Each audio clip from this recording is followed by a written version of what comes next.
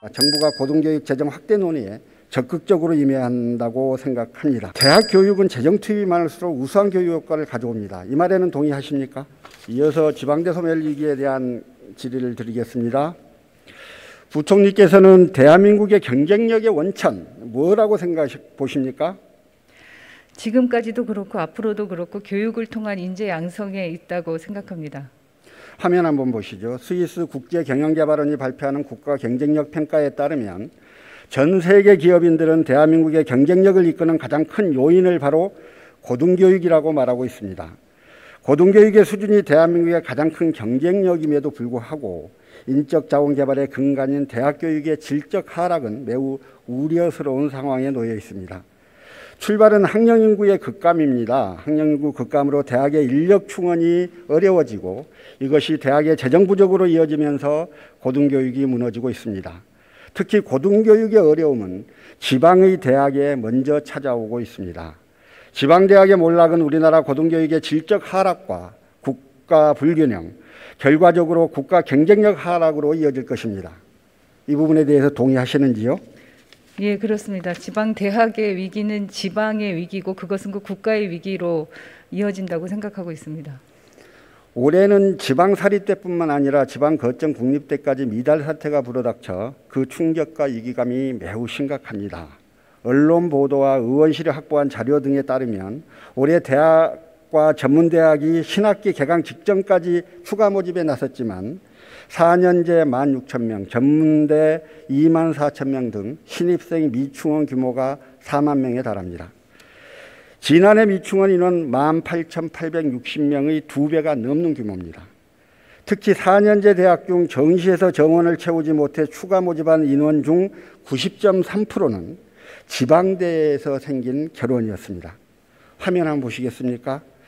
전문대의 경우 서울, 광주, 울산, 인천 등 주요 광역 시도를 제외하면 지방으로 갈수록 충원율이 크게 떨어졌습니다. 지난해와 비교하면 매우 심각한 상황입니다. 다음 화면 보여주시면요. 지난해에 비해 입학 정원, 모집 인원 모두 줄었음에도 미충원 인원 규모는 지난해보다 2배 이상 늘었고 등록률은 9%가 감소했습니다. 등록금에 의존하는 대학의 특성상 단기적으로는 학사 운영의 어려움이 장기적으로는 경쟁력 하락이 불가피합니다. 다음 화면 보시겠습니다. 학령 인구 감소세 이게 2024년까지 지속될 예정이고요. 전망이고요. 인구와 산업, 자본이 수도권에 집중된 현실에서 부족한 입학 자원을 두고 지방대가 수도권과 경쟁에서 살아남기는 사실상 어렵습니다. 다음 화면은요. 2020년 학생 1인당 교육비 현황입니다. 국공립대학, 사립대 구별 없이 지방 소재 대학생의 교육비가 수도권 소재 대학 학생과 비교해 매우 적습니다. 수도권과 지방대 간 교육 격차는 학생들의 수도권 쏠림 현상을 가속화하고 있습니다. 대책이 있으십니까? 의원님께서 지금 지적하신 문제에 대해서 매우 심각하게 받아들이고 있고요. 저희가 지난 3월에 이제 여러 관계 부처와 비수도권 그 시도 광역 단체장들과 함께 합동으로 이 지방대에 대한 중장기 기본 계획을 마련을 한 바가 있습니다. 말씀하셨듯이 이 1인당 이제 교육비도 지방대가 수도권 대학에 비해서 매우 현저히 낮고 그러면 결과적으로 고등교육 재정의 문제를 어떻게 해결할 것인가에 대한 대안을 마련을 해야 되고요. 이 부분은 의원님께서도 잘 아시다시피 지금 국회 상임위에서도 여야 의원님들이 함께 그 대안을 마련하기 위해서 현장과 소통하고 적극적으로 협의하고 계신 것으로 알고 있습니다. 곧 부처까지 포함한 논의가 예정이 되어 있는 것으로 알고 있고요.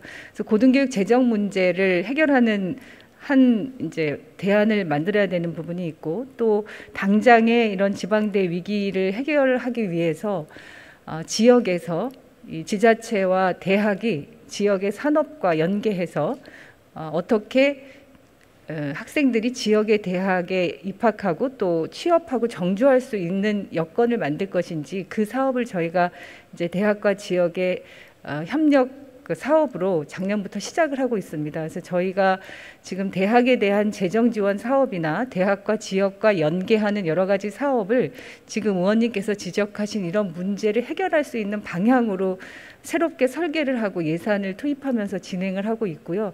이 부분들은 조금 더 종합적으로 논의를 해서 저희가 5월 초경에는 저희가 마련한 대안들을 좀 발표할 예정에 있습니다. 이왕 본 김에 몇 가지 자료를 좀 더 보시면 좋겠습니다. 지방대학의 문제는 단순히 지방의 교육 문제에 그치지 않고 지역사회의 경제, 복지, 문화 다양한 분야에 영향을 미칩니다. 지방정부가 나서는 게 중요하기도 할 겁니다만 다음 표를 보시면요. 이 대학의 일반 지원 사업에 있어서 지자체가 지원을 한다고 합니다만 지자체별 지원 격차가 아주 커요. 재정 여건이 어려운 지자체는 투자 의욕이 있어도 여력이 부족한 게 지금의 현실입니다. 한 가지만 더 비교하겠습니다. OECD 국가하고 비교해 보겠습니다. 우리나라 고등교육 분야에 공공이 차지하는 비율 OECD 평균의 약 60%에 불과해요. 정부의 교육 예산 중 고등교육 예산의 비중은 약 14.2%인데 이 중 국가 장학금을 제외하면 실제 8.5%에 불과합니다. 다음 화면 보시면 국가 장학금을 제외한 고등교육 분야 실질 예산 증감률이요. 경제 성장률의 4분의 1에 불과합니다. 대학 교육은 재정 투입이 많을수록 우수한 교육 효과를 가져옵니다. 이 말에는 동의하십니까? 네, 예. 수도권과 지방의 격차를 줄이고 지방을 살리기 위해 지방대에 대한 적극적 투자가 필요하지 않을까 싶습니다. 그동안 우리나라는 고등교육의 책임을 학생과 학부모 그리고 사립대학 등 민간에 전가해 왔습니다. 그러나 이로는 한계에 봉착했습니다. 국가의 미래 경쟁력의 문제입니다.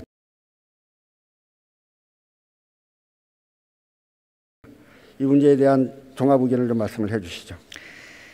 예, 의원님께서 지금 말씀하신 그 고등교육 재정의 문제, 근본적으로 이제 지방대와 수도권대와 비수도권의 대학의 교육의 질의 차이의 문제, 그리고 그것이 이제 지역균형 발전을 무너뜨리는 그런 문제까지 종합적으로 그런 문제 인식이 굉장히 과거보다는 지역에서도 그렇고 대학에서도 그렇고 위기감이 높아졌고 해결하려는 의지가 굉장히 커졌습니다. 그래서 저희가 이렇게 각 그 지역의 주체들이 그리고 당사자들뿐만 아니라 많은 분들이 함께 문제인식을 공유하고 해법을 마련할 필요가 있다고 느끼는 지금 이 시기가 고등교육 재정에 대한 안정적 확충 방법을 마련하고 지방대의 이런 위기를 지혜롭게 해결할 수 있는 그런 합리적인 방안을 마련할 수 있는 시기가 아닌가 생각하고 있고요. 저희가 각 대학의 총장님들과 지역의 단체장님들뿐만 아니라 여러 관계자들 분들 의견을 수렴하면서